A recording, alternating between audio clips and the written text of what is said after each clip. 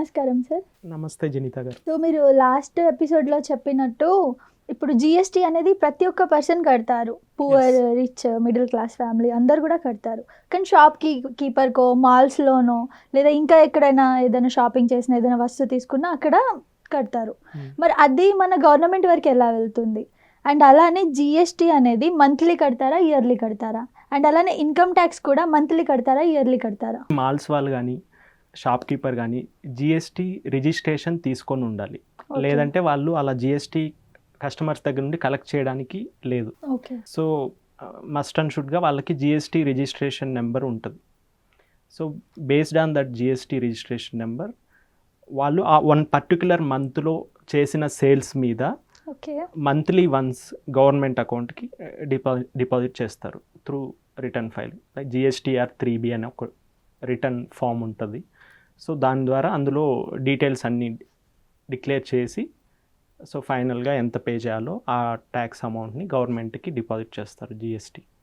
But one సెంటెన్స్లో చెప్పాలంటే మీకు income tax అనేది ఇయర్లీ పే చేస్తారు, జిఎస్టీ అనేది మంత్లీ పే చేస్తారు.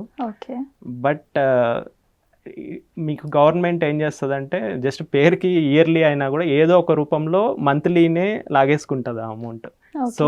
సోర్స్లోనే అంటే మీకు ఇన్కమ్ జనరేటింగ్ సోర్స్ ఉంటుంది కదా, అక్కడే ఆ ట్యాక్స్ కలెక్ట్ చేసుకుంటుంది. ఏదో ఒక వేలో టీడీఎస్ అంటారు, అడ్వాన్స్ ట్యాక్స్ అంటారు.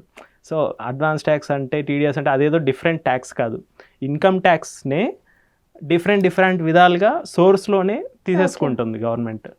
ఫర్ ఎగ్జాంపుల్ ఇప్పుడు జనిత కాసేపు యాంకర్ కాదు, ఇన్ఫోసిస్లో మీరు ఒక సాఫ్ట్వేర్ ఎంప్లాయీ అనుకుందాం, మీ package 10 lakhs per annum.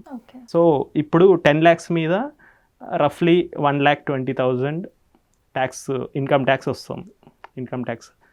So అంటే on an average monthly 10,000 tax. అంటే ఒక సంవత్సరానికి 1,20,000 అన్నప్పుడు మంత్లీ 10,000.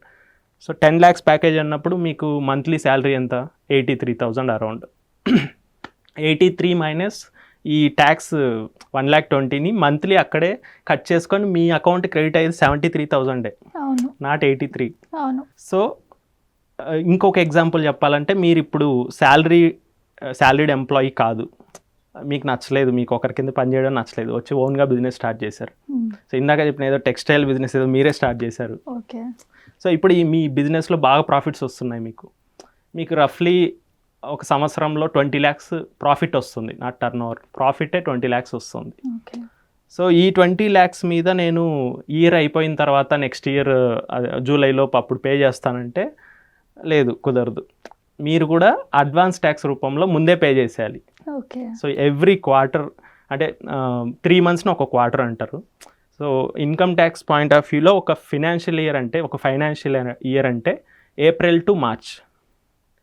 ఇప్పుడు రీసెంట్ ఫైనాన్షియల్ ఇయర్ అంటే ఏప్రిల్ 21 నుండి 31st March 22 వరకు మీరు ఎంతైతే అమౌంట్ ఎర్న్ చేశారో, అంటే మన ఎగ్జాంపుల్లో 20 lakhs. సో ఈ 20 lakhs మీద యూజువల్గా అయితే జూలై 31st లోపు పే చేయాలి. బట్ గవర్నమెంట్ ఈ ప్రొవిజన్ ఏదో ఇన్సర్ట్ చేసి ముందే తీసేసుకుంటుంది. లైక్ అడ్వాన్స్ ట్యాక్స్ అనేది లాస్ట్ ఏప్రిల్ 21 నుండి జూన్ 21 వరకు అయితే యావరేజ్గా. సో ఫర్ ఎగ్జాంపుల్ 20 lakhs మీద 4 lakhs ట్యాక్స్ వచ్చింది అనుకోండి, ఆ 4 lakhsలో 1 lakh అప్పుడే కట్టేసేయాలి ఫస్ట్ క్వార్టర్ లాస్ట్ ఇయర్లోనే. అంటే ఎస్టిమేట్ చేసి మీ ఇన్కమ్ ప్రపోర్షనేట్గా. సో అలా ఎవ్రీ క్వార్టర్ కట్టేసేయాలి అమౌంట్. సో అంటే మీకు మార్చ్ ఎండింగ్కే క్లియర్ అయిపోయి ఉంటుంది మొత్తం ట్యాక్స్. జస్ట్ దాన్ని డిక్లేర్ చేయాలి మీరు ఇన్కమ్ ట్యాక్స్ రిటర్న్ ఫైల్ చేసినప్పుడు. సో నాకు ప్రాఫిట్ 20 lakhs వచ్చింది, సో అందులో నేను 4 lakhs already through advance tax pay చేసేసాను, సో ఇప్పుడు నేనేం పే చేయాల్సిన అవసరం లేదని డిక్లేర్ చేసి రిటర్న్ ఫైల్ చేసుకుంటారు జూలై 31st. సో అంతేగాని వాళ్ళు 1 year అంటే ఇయర్లీ ట్యాక్స్ పే చేస్తాం అన్నంత మాత్రాన ఇయర్లీ అని కాదు, ఏదో ఒక రూపంలో అలా ముందే తీసేసుకుంటారు. నార్మల్గా అయితే జిఎస్టీ అనేది మంత్లీ పే చేస్తారు, ఇన్కమ్ ట్యాక్స్ అనేది ఇయర్లీ పే చేస్తారు. బట్ మీకు చెప్పాను ఎక్సెప్షనల్ ఇలా తీసేసుకుంటారు తెలియకుండా, ఏదో ఒక విధంగా మళ్ళీ తీసుకుంటూనే ఉంటారు. Yes. Okay, thank you sir. Thank you.